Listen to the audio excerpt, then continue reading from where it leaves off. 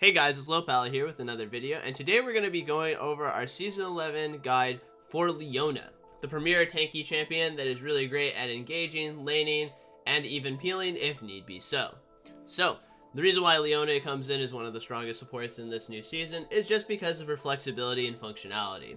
This champion is really great because her power level increases as levels go up, since she scales exponentially with armor and MR, since her W gives her that and gives bonus. On top of this, because she can get her W at a relatively early level, she is very tanky immediately in the game. On top of this, because of the fact that her Q stuns on a pretty short cooldown, she can actually fight front to back very well and even peel if need be.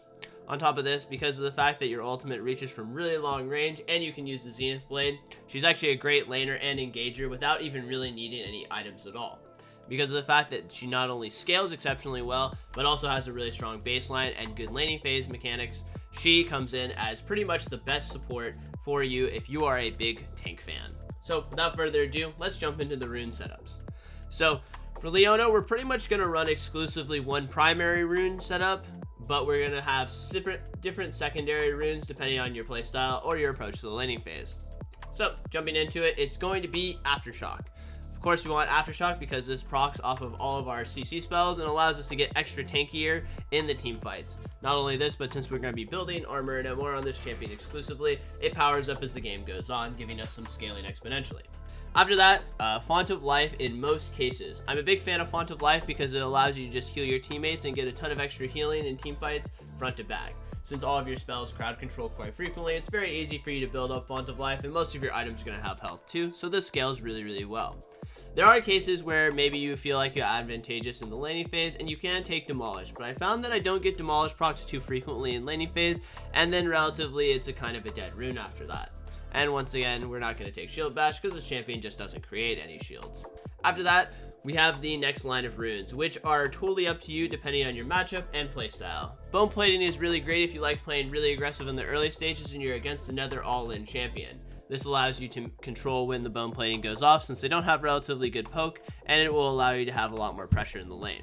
Second Wind is there if you're against a lot of poke champions. Maybe you're against something like a Zyra or a Vel'Koz, and you just feel like you need to sustain in the early stages. Second Wind isn't even that bad when it comes to the mid to late game, because if you ever are getting poked or just team fighting over long periods of time, it will allow you to sustain. After that, I'm a big fan of Conditioning, which is the, in my opinion, best rune once you get past 12 minutes, which will allow us to have extra armor and MR and scale exponentially with each piece of gear that we get. I'm a big fan of this as I like to go an armor or a magic resist like boots, and usually most of your items have armor and MR on it, so I like the extra bolster that it gives you. Plus the flat stats on it seem really cost efficient. After that, we're looking at usually Overgrowth, as it tends to give you about a ruby crystal worth of HP, usually over the length of time, and because of the fact that you need to proc your relic anyway, you're usually relatively close to a lot of minions to get the extra HP. The other option is Unflinching if you feel like there's a lot of crowd control and you need it for the laning phase. Keyword is laning phase. This is a laning phase based thing, because usually if you are not doing this, then you will just run Legends Tenacity, which we'll get into in a little bit, and that will allow you to have enough crowd control reduction that you'll usually be fine. So let's talk about secondary runes, as we've kind of already touched on. Number one is running the Precision Tree. So we take Presence of Mind and Legends Tenacity. This is just generically a good teamfight build in most cases. There's almost always going to be at least one crowd control that you reduce the value of, so you can always get that scaling for Legends Tenacity. And Presence of Mind seems relatively mandatory at this point in time, since you usually struggle with mana nowadays, as it's kind of hard to get mana in the early stages since your first mythic item doesn't give you any of it either. If a fight goes on any length of time, you'll find that you'll actually run into him pretty frequently due to the new build path, so I'm a big fan of Presence of Mind just to solve that in case you ever get a kill or an assist and you can go back in and start team fighting once again. Next is a different secondary rune page, which is going to be the Inspiration Tree. This is a more lane oriented page rather than a team fight page that gives you a little bit more pressure in the laning phase. Since the nerfs to Cosmic Insight that only gives item CDR, I relatively suggest to stay away from that, and instead we're going to be taking Biscuits and Hextech Flash. This is exceptionally a good page against other ranged champions. So if you're against something like a Zara, Nami, Lulu, etc., then you'll probably want to take this page. It allows you to sustain through the poke, gives you a little bit of extra flat mana that will help you in the team fights later on. Plus Hextech Flash is really great, so that if you ever have a scenario where you trade flashes with the enemy support in the early stages, it will allow you to still look for engaged tools on them in the future. Plus it allows you to kind of go over terrain and potentially even roam and get good gank paths when it comes to this too. So let's jump into the item setups. So there's 2 mythic items that we're looking at for this champion, which are going to be the Chem Tank, which is the new Righteous Glory replacement, and then the standardized Locket build. So Turbo Chem Tank is what we would take if we ever needed extra engage. Maybe you're against a lot of champions that are really slippery, hard to engage, or maybe you're the only engage source on your team and you feel like you need to get the fight started. This is a great item, and it's just a replacement for Righteous Glory. So if you ever need engage tools, then this is the item for you. Main thing to note about this item though is it's heavily skewed towards magic resist, so you will be missing a little bit of armor if you do build it.